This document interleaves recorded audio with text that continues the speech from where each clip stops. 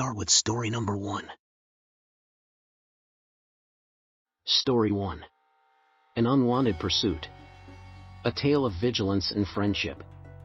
I'm Caitlin, a sophomore in high school with a penchant for swimming, tennis, and soccer. At 5 feet 4 inches with short blonde hair and brown eyes, people often tell me I'm cute.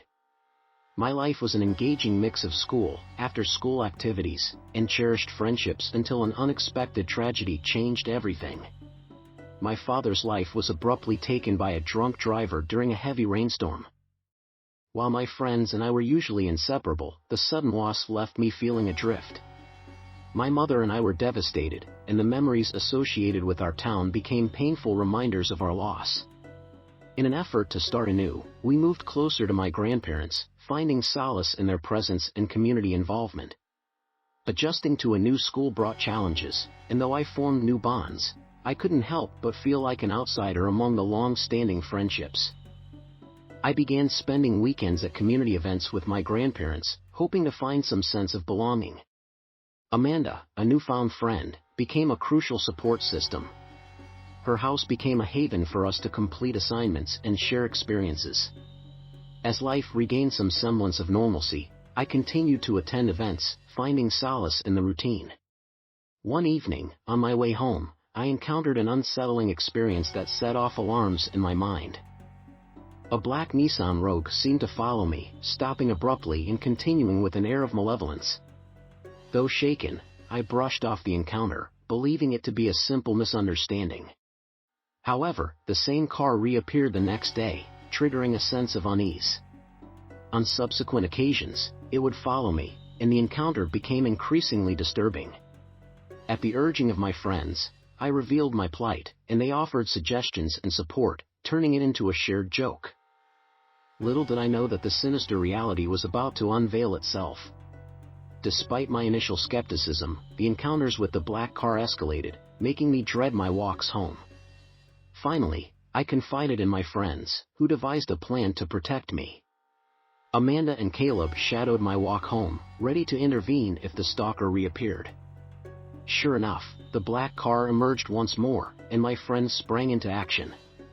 Caleb honked his truck's horn, startling the stalker and allowing me to escape. Feeling secure within the confines of Caleb's truck, Amanda promptly noted down the license plate number. With the information in hand, we reported the incident to the police.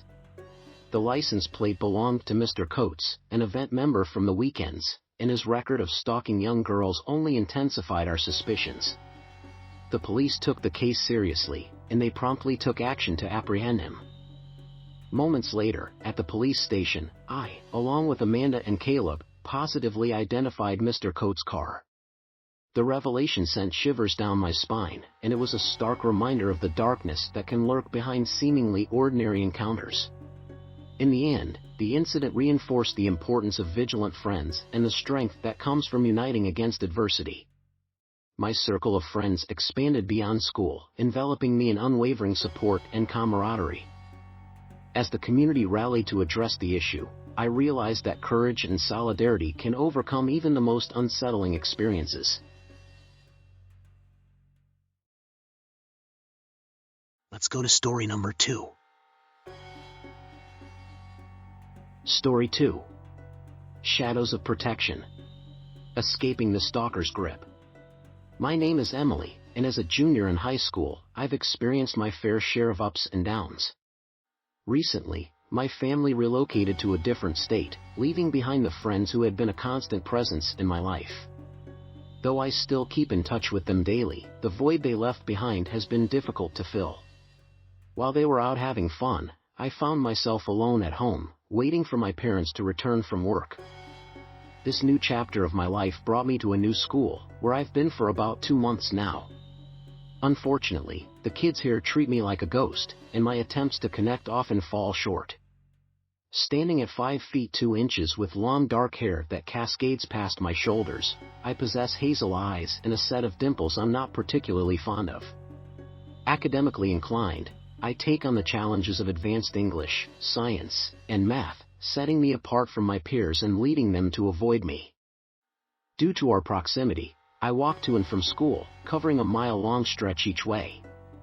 My parents' work schedules don't permit them to provide rides, which suits me just fine. As I navigate the walk alone, I usually take my time, relishing the scenic route. However, one part of the journey takes me through a wooded park, and its picturesque charm is tinged with an eerie aura that often puts me on edge. It's during these moments that I slow my pace, my unease heightened by the knowledge that I'll be alone at home again until my parents arrive. While I occasionally encounter a person walking their dog, most days I am left to my own thoughts and observations. The peaceful solitude is disrupted when, one day, a car pulls up beside me. A man in his late 30s with short blonde hair and brown eyes asks for directions. His appearance is unremarkable, clad in a faded black shirt that carries an air of friendliness that, paradoxically, sends shivers down my spine. Driving a beat-up Toyota that might have once been blue, he engages in small talk, asking about my proximity to the area and my reasons for walking alone. I remain reticent, my gut feeling warning me to avoid his questions. As he drives off, I quicken my pace, my heart pounding in my chest, and the hair on the back of my neck standing on end. Encounters with the strange man continue, his car appearing on my route as if by design. His attempts at conversation only intensify my discomfort, and I find myself walking faster, trying to distance myself from his unnerving presence. The feeling of being pursued reaches its peak when he slows down next to me, offering a ride home. My heart races, and I ignore his pleas, refusing to make eye contact as my anxiety mounts. Seeking refuge, I make my way to a neighbor's yard, my words tumbling out as I recount the eerie encounters. Mrs. Wessler, the kind-hearted neighbor, immediately calls the police, and I watch as the man speeds away just in time. The police arrive swiftly, taking down my description of the man and his car. My mother joins us, and the police search the neighborhood to no avail. Despite the lack of immediate resolution, the incident marks a turning point. Following my mother's advice, I promise to call her during my walks to and from school, ensuring a line of communication that brings a measure of reassurance. Though the man doesn't reappear for a few days, my sense of unease remains palpable, a constant reminder of his presence. However, the unexpected encounter with Mrs. Wessler shifts the tide in my favor. On a day like any other, the man returns, his car once again appearing as I turn the corner. Determined to escape his clutches, I sprint to Mrs. Wheeler's yard, my heart racing as I reach the safety of her presence. It's in this moment that the wheels of justice begin to turn, and the police are alerted once again. In the end, the man is apprehended and convicted as a felon with a history of stalking high school girls. My testimony plays a pivotal role in securing his conviction, bringing a sense of closure to the ordeal. News of the incident spreads through the school, and in a twist of fate, I find myself no longer a ghost among my peers. Instead, newfound popularity brings an unexpected camaraderie, and I am no longer walking home alone. Friends and allies emerge, providing rides and companionship that chase away the shadows that once plagued my journey.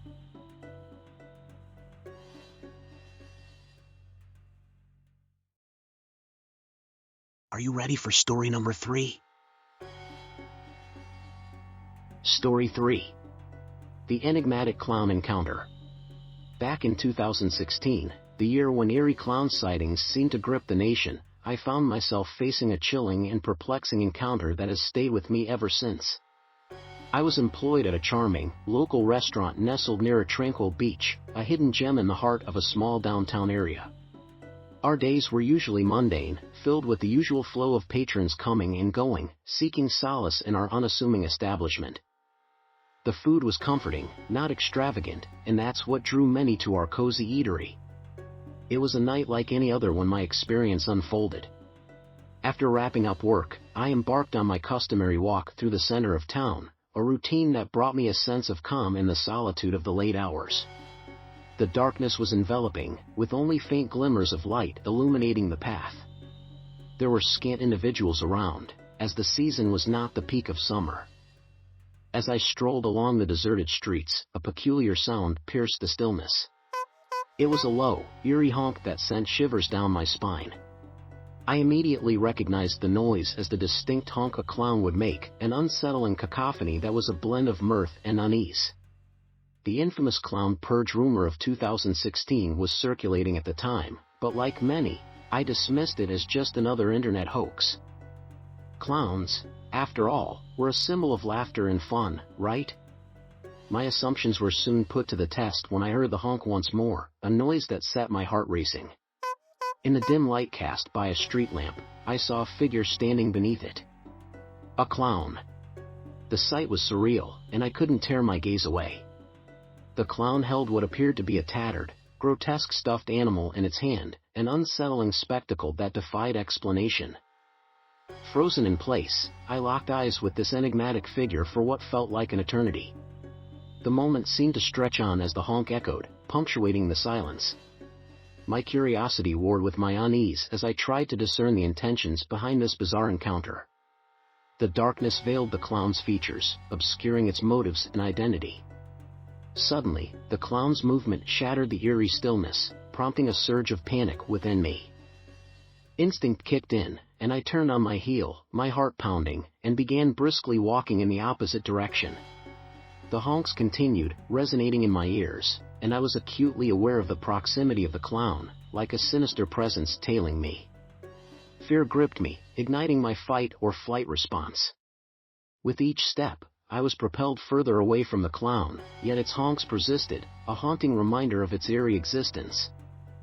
I had a long way to go before reaching the safety of my home, and the realization that the clown was still out there, lurking in the darkness, gnawed at my nerves. Relief washed over me as the honks gradually faded into the distance, leaving behind a lingering unease. The rest of the journey home was fraught with tension, my senses attuned to any signs of the clown's presence. Eventually, I arrived at my house, locking the door behind me as if to shield myself from the unsettling encounter. I shared my unnerving experience with my neighbor, who welcomed me into their home. We alerted the police, and though they patrolled the area, the clown seemed to have vanished without a trace. The uncertainty and fear remained, a haunting reminder that the world was not always as innocent as it seemed. To this day, I can't help but wonder about the intentions of that enigmatic clown. Was it a mere prankster or something far more sinister?